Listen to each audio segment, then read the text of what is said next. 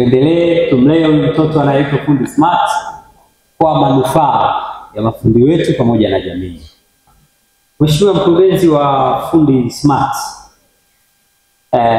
kwanza ni jambo la heshima kubwa au bahati kuwakutanisha mafundi pamoja na makampuni ambayo yanatoa huduma hizi. Hapa naamini tutapata ujuzi, tutapata ufahamu na maarifa kutoka kwa haya makampuni kwa shughuli zetu za kila siku. Nimezungumza jambo moja very serious la ubora wa material. Hili la ubora wa material lina sura mbili. Namba moja ni fundi awe hafahamu kwamba unapozungumzia square pipe, standard iliyowekwa na serikali ni hii. Lakini la pili ni sisi mafundi wenyewe ukoti bei ya kilicho bora na kuleta kilicho chini ya kiwango. Uongo kweli? Kweli?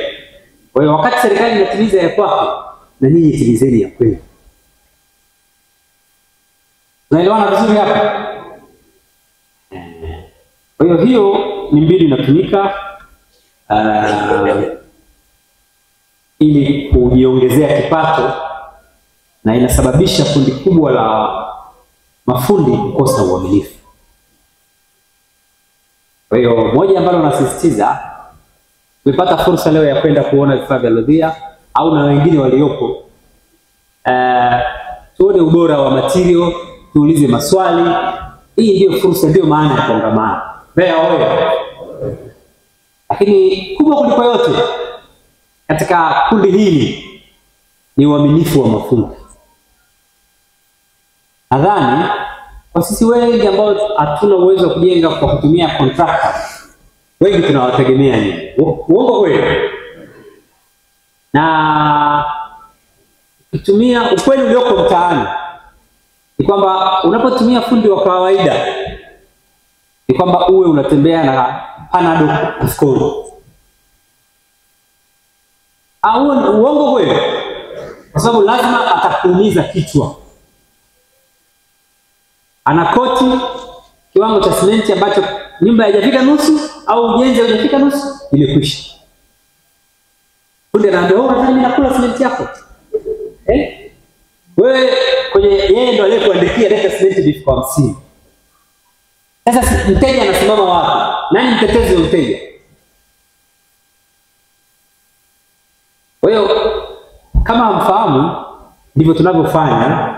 Unamchukua fundi wa mtaani, lakini unakuwa umeandaa panado zako kwenye gari. Otherwise utakuja kubeba panga na tatizo wewe makubwa. Uongo kweli? Wengi mfukuzi site na silaha. Kwa nini? Moja, uaminifu. Lakini la pili ni kukosa ujuzi unaokusaidia wewe kutoa takwimu sahihi. Sasa kongamano hili pamoja na mambo mengine nakuja kutibu hilo. Wangapi hapa tunajua kusoma BOQ? Haya, unaweza kuona mikono haizidi 20 katika ukumbi wa watu zaidi ya 400. Umeona tatizo lilipo?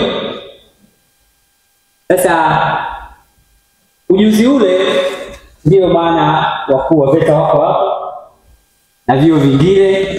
Twendeni tukapate ujuzi, tufanye quotation sahihi, na sisi tupate hela yetu bila usumbufu. Mbeya oye!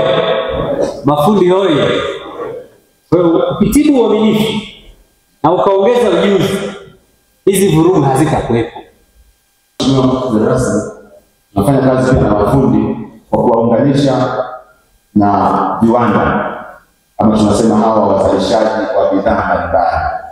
Tunafahamu Mheshimiwa Rasmi, tuna changamoto kubwa ya vifaa visivyo na ubora, lakini pia tunayo changamoto ya mafundi ambao hawajui namna ya kutumia bidhaa, matokeo yake mteja anapata hasara. Mathalan, alikuwa anazungumza kwa mkurugenzi wa Lodhia, fundi asipojua kwamba hiki kifaa anachokitumia kina ubora au hakina ubora, au asipokuwa na elimu sahihi ya kukitumia, anayepata hasara ni mteja.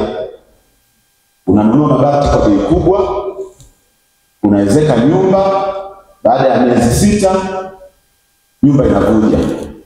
Mteja atamlaumu fundi, si ndio mafundi? Si ndio? Lakini kumbe inawezekana fundi hajui kutazama mabati gani yana ubora. Lakini pia inawezekana yeye mwenyewe fundi ule ujuzi wa kupaua hiyo nyumba hajui. Kwa sisi Mheshimiwa Mkuu wa Wilaya tunawaunganisha mafundi na hawa wenye viwanda, ili wenye viwanda wawafundishe mafundi namna bora ya matumizi ya bidhaa, ili mteja ambaye ni mlaji wa mwisho apate matokeo sahihi. Na eneo la mwisho tunawaunganisha na fursa mbalimbali za taasisi za kifedha kwa ajili ya kupata mikopo. Tunaunganisha pia na huduma mbalimbali kama huduma ya msaada wa kisheria. Lakini pia tunaunganisha na elimu ya afya kutoka kwa madaktari, ambapo tunashirikiana na OSHA na madaktari ambao wanajitolea kwa ajili ya kuhakikisha kama mafundi wanapata elimu ya afya, ili mafundi waendelee kuwa salama na waendelee pia kufurahia maisha kama ambavyo makundi mengine wanaendelea kufurahia maisha. Kwa jina naitwa Fred Helbert Pole, ni mkurugenzi wa Fundi Smart. Fundi Smart ni kampuni ambayo inawawezesha mafundi kufanya ufundi wenye tija na kufurahia maisha. Sasa tunawawezesha mafundi kwa kufanya mambo kama manne hivi kwenye sekta ya ufundi. Jambo la kwanza, tunawawezesha kuwapa elimu mbalimbali ambazo zinawasaidia kuweza kufanya huo ufundi wenye tija. Tunawawezesha kuwapa elimu ya afya kwa kushirikiana na wadau mbalimbali. Tunawawezesha kuwapa elimu ya fedha kwa kushirikiana na wadau mbalimbali wa sekta ya fedha. Tunawawezesha kuwapa elimu ya sheria, tunashirikiana na wanasheria. Tunawawezesha pia kuwapa elimu ya masuala ya dharura, ambapo tunashirikiana na taasisi ambazo zinahusika na masuala ya bima. Lakini pia tunawezesha kuwapa elimu ya huduma kwa wateja, na mwisho tunawezesha pia kuwapa elimu ya masuala ya teknolojia. Sisi Fundi Smart tunaamini kwamba fundi akiwa na ujuzi wake, akiwa na haya mambo 6, ndio ujuzi unaweza kuwa biashara. Lakini pia tuna jambo jingine ambalo tunalifanya, ambalo ni kuwawezesha mafundi ambao wamepitia mfumo usio rasmi kwa kushirikiana na VETA, ili waweze kupata mafunzo na kupata cheti. Sasa hii ni programu ambayo tunaifanya Fundi Smart kwa kushirikiana na VETA, ambapo tumesaini mkataba wa miaka 5 ambao wenyewe unawasaidia hawa mafundi ambao wamejifunza kupitia mfumo usio rasmi, ili waweze sasa kurasimishwa na kupata vyeti kutoka VETA. Lakini pia tuna eneo jingine ambalo tunalifanyia kazi, ambalo tunawafikia mafundi kwa kuwapa huduma mbalimbali. Tunafahamu kwamba kuna taasisi ama viwanda ambao vinatengeneza bidhaa. Sasa hivi viwanda huwa vinakosa namna bora ya kuwafikia mafundi ili waweze kuwaelekeza namna nzuri ya kutumia bidhaa zao. Kwa sisi ni kama daraja, tunawakutanisha wadau wa viwanda na uzalishaji pamoja na mafundi ili waweze kuwafundisha namna bora ya kutumia vifaa. Sababu hivi vifaa vikitumika vibaya, hasara anapata mlaji ambaye ni mteja. Kwa sisi tunaondoa hilo gap, kwa maana ya kumkutanisha mtengenezaji pamoja na fundi, ili fundi aweze kupata namna bora ya kutumia vifaa, ili mwisho wa siku mteja hicho kifaa kikinunua kiweze kudumu kwenye matumizi. Lakini jambo la mwisho, tunashirikiana pia na taasisi mbalimbali. Tunashirikiana na serikali. Tunawashukuru sana VETA ambao ni mamlaka ya mafunzo na ufundi stadi, au ni wadau wetu namba 1. Lakini pia tunawashukuru sana TCRA, mamlaka ya mawasiliano Tanzania. Tunafahamu sasa hivi tunakwenda uchumi wa kidijitali. Mafundi wengi wanatakiwa kutumia teknolojia ili iweze kuwasaidia kucomplement ufundi wanaofanya. Lakini pia wanapaswa kutumia teknolojia kutangaza kazi wanazozifanya. Lakini pia wanapaswa kutumia teknolojia kuwasiliana na wateja. Kwa hili ni eneo ambalo Fundi Smart tunashirikiana na TCRA ili kuhakikisha kwamba uchumi wa kidijitali unaweza pia kuwanufaisha mafundi. Sasa mafundi wengi pia wako nyuma kwenye eneo la teknolojia. Lakini pia tunashirikiana na OSHA, mamlaka ya usalama na afya mahala pa kazi, ambapo hawa huwa wanakuja kushirikiana na Fundi Smart kuwafundisha mafundi masuala ya usalama na afya mahala pa kazi. Ili fundi anapofanya ufundi wake, mwisho wa siku anapomaliza kazi ya ufundi, usalama wake pia uwepo. Sababu itakuwa haina maana kama fundi anafanya ufundi, halafu mwisho wa siku anamaliza kufanya ufundi na afya yake inakuwa imepata shida. Au anamaliza kufanya ufundi tayari na yeye mwenyewe. Mpaka sasa tumeshawafikia mafundi 32,000 nchi nzima, na kwa mkoa wa Mbeya peke yake tuna mafundi zaidi ya 5,000, na bado tunaendelea kuwafikia mafundi wengine kutoka mikoa mbalimbali. Kikubwa tu tunawahimiza mafundi wajiunge na Fundi Smart kupitia nyota 149 nyota 46 nyota 5 alama ya reli. Tuna mengi hivi karibuni tutakuwa na uzinduzi mkubwa sana Mlimani City Dar es Salaam, na tutawatangazia muda ambao utafika, na waandishi pia tutawaita kama ambavyo tumewaita leo, ili muweze kuelewa ni nini hicho ambacho tunakwenda kufanya pale Dar es Salaam. Kwa jina naitwa Fred Peter Mfiagichi, mwenyekiti wa mafundi simu mkoa wa Nyanda za Juu Kusini. Kwa jina langu la kiufundi nafahamika alimaarufu Mnyama fundi simu. Kwa kweli niwapongeze waandaaji mafundi wenzangu walioandaa kongamano la Fundi Smart. Limefungua wigo mpana wa fursa ya mafundi, ni eneo la kutatua changamoto lao. Imekuwa eneo la mlango wamefunguliwa wakiwa na changamoto zitatuliweje. Nitolee mfano mdogo kwa wale ambao hawajawa organized. Akikutana na changamoto anajikuta hana kwa kwenda, akienda kwenye ofisi ya mkuu wa wilaya au eneo lolote la malalamiko, lakini hawezi kupata suluhu ya tatizo lake. Lakini mfano mwingine ulio hai ni kwamba kwa wale walio organized, kwa mfano sisi mafundi simu tulikuwa na changamoto kwa wale wenye ofisi wasio na ofisi rasmi. Kulikuwa na changamoto za kiusalama, za kikodi, lakini pia changamoto za kutoaminika kwenye jamii. Baada ya kuwezeshwa katika mazingira ya umoja, hayo matatizo yote yametatuliwa, ikiwemo masuala ya kunyang'anywa vyombo vya kufanyia kazi na polisi, ikiwepo kukimbia ofisi, ikiwepo kujengewa uweledi wa kutoa huduma na mipaka yao kwa maana ya misaada ya kisheria. Hizo tatizo lote yametatulika kupitia kuwa pamoja.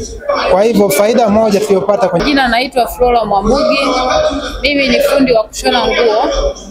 Natokea wilaya ya Chunya, Majengo, Sangame. Ni fundi wa kushona nguo za kike. Changamoto kupitia ufundi wetu ni kwamba kwanza mafundi hatuna ushirikiano. Hatuna ushirikiano kwenye kazi zetu. Kila mtu anatamani afanye kulingana na uhitaji wa mahitaji yake ya niseme ya kimaisha. Kwa hiyo hilo ni tatizo la kwanza. Lakini tatizo la pili, ule ushirikiano wa kwamba ofisi yangu mimi nilipo, aidha nina wanafunzi au la, ninapopata shida kwenda kumweleza fundi mwenzangu, utatuzi unakuwa ni mdogo. Hivyo inanilazimu, kwa mfano kama mimi sasa nitoke Chunya nije Mbeya kutatua shida yangu. Hiyo ni changamoto ya pili. Uaminifu kwa upande wa mafundi wa kushona, huwa tunatengeneza uaminifu kwa mara ya kwanza. Ya unapoanza kazi unajitahidi kuwa mwaminifu, lakini ukishazoeleka uaminifu unakuwa hamna. Kwa sababu gani? Wateja wanakuamini. Nikipeleka kazi yangu kwa fundi fulani, nina imani atanifanyia kazi vizuri. Utakapomfanyia kazi vizuri, mteja wa kwanza ataenda kumwambia na mwenzie, atakuja na wa pili na wa tatu. Mimi nikishaona kwamba wateja wamekuwa wengi na pata kiburi kwamba watakuja tu, lakini kumbe napoteza kazi yangu. Jeko Auto Spare ni wauzaji wa vifaa vya magari aina ya Mitsubishi, Fuso, Toyota, Nissan na Isuzu.